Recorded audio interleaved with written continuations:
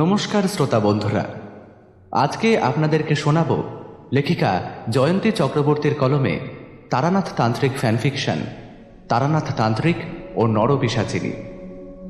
লেখিকা জয়ন্তী চক্রবর্তী পেশায় শিক্ষিকা হওয়ার পাশাপাশি বহু ইউটিউব চ্যানেল এবং প্রকাশনা সংস্থার হয়ে লেখালেখি করেন। বইমেলা 2023-এ লালমাটি থেকে বেরিয়েছে ঐতিহাসিক উপন্যাস জনপদবধূ। এছাড়া ছায়া পাবলিকেশন থেকে বেরিয়েছে অতি প্রাকৃত গল্পের সংকলন লৌকিক অলৌকিক। তো চলুন শুনে নেওয়া যাক আজকের গল্প তারানাথ তান্ত্রিক ও নরপিশাচিনী।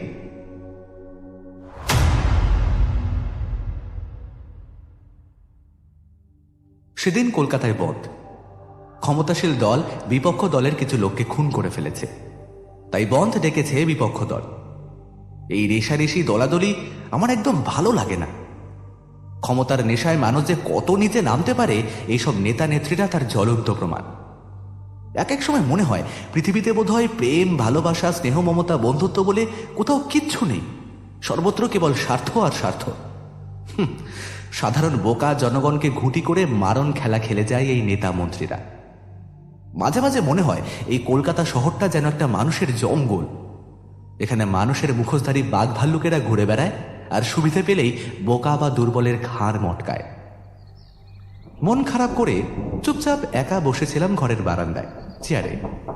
হঠাৎ দরজায় কড়াঘাত। শব্দটা বহু পরিচিত। যা ভেবেছি ঠিক তাই। দরজা খুলেই দেখি কিশোরী দাঁড়িয়ে। আমি অবাক হয়ে বললুম, কি ব্যাপার, হঠাৎ এরকম ধূমকেতুর মতো উদয় হলে যে? কিশোরী হাসতে হাসতে বলল, কি আর করি, অফিস বন্ধ, বেরিয়ে পড়লাম বন্ধের কলকাতা ঘুরে দেখতে। একা একা বাসায় আর ভালো লাগছিল না। এটা অবশ্য ঠিকই বলেছ। বন্ধের কলকাতা হেঁটে হেঁটে ঘুরতে বেশ ভালোই লাগে। মনে হয় যেন প্রেতপুরী। ঠিক বলেছ ভাইয়া, হন্টেড সিটি। তবে আর ঘরে বসে কেন, চলো একটু ঘুরে আসি। আমি আর বাক্য ব্যয় না করে ঘরের দরজায় তালা দিয়ে বেরিয়ে পড়লাম।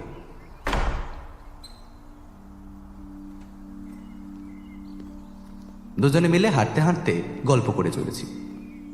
সেই দুপুরের দিকে বেরিয়ে ঘন্টা দুই হাঁটবার পর হঠাৎ দুজনেই আবিষ্কার করলাম আমরা মঠ লেনের কাছাকাছি এসে পড়েছি। কিশোরী বলল, এত দূর যখন এসেই পড়েছি, তখন একবার তারানাথের বাড়ি ঘুরে এলে কেমন হয়? আমি বললাম, তা মন্দ হয় না, হ্যাঁ এমন বিষাদ বিচ্ছিরি দিনটা, তার থেকে তারানাথের গল্প শুনে মুখটা একটু ছাড়বে, কি বলো? কিশোরী হাসতে হাসতে বলল, আরে গল্প না বলে বলো গুল গপ্প।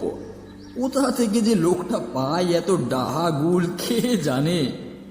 আমি বললুম, তা সে যাই বলো বাবু,